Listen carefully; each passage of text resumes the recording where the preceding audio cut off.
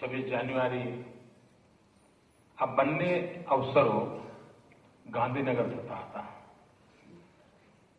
અને ધીરે ધીરે ધીરે આપણા રાષ્ટ્રીય પર્વો એ લગભગ સરકારી પર્વો બની ગયા હતા. સરકાર કાર્યક્રમ કરે, સરકારી માણસો હાજર રહે અને સંખ્યા રાખવા માટે વિદ્યાર્થીઓ હાજર રહે. સમાજ રાષ્ટ્રીય 15 ઓગસ્ટ આટલા બધા મહાપુરુષોએ બલિદાન આપ્યું, એને યાદ કરીએ, આપણા તિરંગાનું સન્માન કરીએ. આપણી કેટલી મોટી જવાબદારી છે. આ વાતાવરણ કેવી રીતે બનાવવું? 26 જાન્યુઆરી ડોક્ટર બાબા સાહેબ આંબેડકરે આપણને એટલું મોટું બંધારણ આપ્યું, જેના કારણે આપણે બધા ગૌરવભેર રીતે આપણા અધિકારોની રક્ષા કરી શકીએ છીએ. આ બધી મહત્વની ઘટનાઓને સામાન્ય માનવીને કેમ જોડવી, એમાં જ એક વિચાર આવ્યો કે આ પર્વોને લાભ માત્ર ગાંધીનગરને મળે એવું શા માટે, જિલ્લાઓમાં કેમ ન મળે? બીજો વિચાર આવ્યો કે રાષ્ટ્રીય પર્વ એ વિકાસ પર્વમાં કેમ બદલાય નહીં? એ નિમિત્તે જિલ્લાની આખી ટીમ કામ કરતી થાય, નવા ટાર્ગેટ નક્કી થાય, પ્રજાની ભાગીદારી વધે. શરૂઆતમાં આ વિચારની ખૂબ ટીકા થઈ, એની બહુ મજાક પણ ઉડાડવામાં આવી, પરંતુ રસ્તો સાચો હતો. આપણે એને કરતા રહ્યા અને આજે અનુભવ એવો છે કે દાખલા એકલા રાજપીપળાની અંદર 15 ઓગસ્ટના અવસરને કારણે લગભગ 600 કરોડ રૂપિયાના વિકાસના કામોને ગતિ મળી. ગામડે ગામડે સરકારના ઉચ્ચ કક્ષાના અધિકારીઓ ફર્યા, ત્યાંના વહીવટી તંત્રમાં ચેતના આવી ગઈ અને આવો બધે જ અનુભવ થયો છે. પછી ધીરે ધીરે ધીરે અમે આપણે જોડતા ગયા. 1 મે અલગ અલગ જગ્યાએ કરવા માંડ્યા. ત્યાર પછી વન મહોત્સવ પહેલા ગાંધીનગરમાં થતો હતો, હવે ગાંધીનગર લીલું છમ અને વન મહોત્સવ ત્યાં થાય. બોલો, પછી મને ખટકે કે ન ખટકે, એટલે મેં વન મહોત્સવ કર્યો અંબાજીમાં, ડુંગરોમાં. મેં કહ્યું ભાઈ જ્યાં ઝાડ નથી ત્યાં વન મહોત્સવ કરીએ. શામળાજીમાં પછી વન મહોત્સવમાં પણ વિશેષતા આપી, લોકોની સાથે જોડી શકાય એવી રીતે જોડ્યું. એના કારણે તારંગામાં વન મહોત્સવ કર્યો, શામળાજીમાં વન મહોત્સવ કર્યો, ચોટીલામાં વન મહોત્સવ કર્યો, અંબાજીમાં વન મહોત્સવ કર્યો, સોમનાથમાં દરિયા કિનારે ઝાડ ઉગે નહીં એમ કહેવાય. આપણે સરસ મજાનો ત્યાં વન મહોત્સવ કરીને લીલું છમ કરવા માટેની મથામણા હતી. અને એક નાનકડા ટુકડામાં થાય તો આજુબાજુના લોકોને થશે કે હા ભાઈ ચલો અહીંયા કરી શકાય. ખર્ચો એટલો જ થાય, ગાંધીનગરમાં કરું તો એટલો જ ખર્ચો થાય, પણ બહાર કરું તો ત્યાંના જિલ્લાનો ઉત્સાહ મળે, તંત્રને ગતિ મળે. તો સિંગલ ફેર ડબલ જર્ની, ખર્ચો એટલો, ફાયદો ડબલ. અને આપણે ગુજરાતી માણસ અને એમાં પાછા અમદાવાદી, એક કપમાંથી 3 રકાબી ચા પીવા વાળા,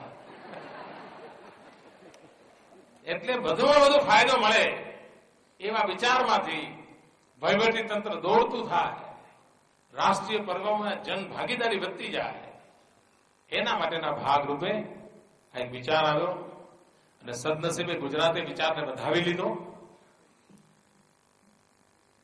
અને એના કારણે રાજપીપળાના અમે મહેમાન બન્યા હતા.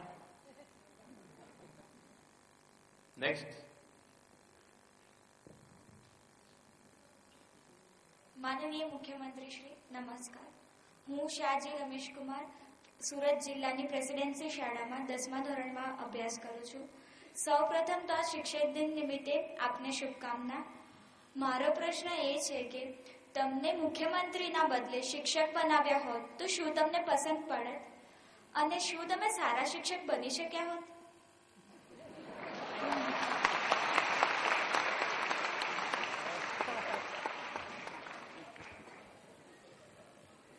અઘરો સવાલ છે.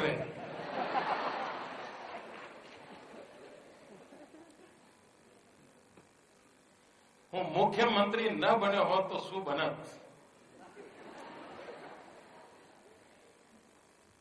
હકીકતે મેં જીવનમાં ક્યારે મુખ્યમંત્રી બનવું એવું તો ક્યારે વિચાર નહોતો કર્યો. અને હું જે પરિવારમાંથી આવું છું, સાવ સામાન્ય પરિવારમાંથી આવું છું, એટલે માનો કે હું શાળામાં ક્લાર્ક બન્યો હોત ને તો પણ મારા બાએ આખા ગામમાં મીઠાઈ વેચી હોત. એમને એટલો આનંદ થયો, ચલો છોકરો ઠેકાણે પડ્યો.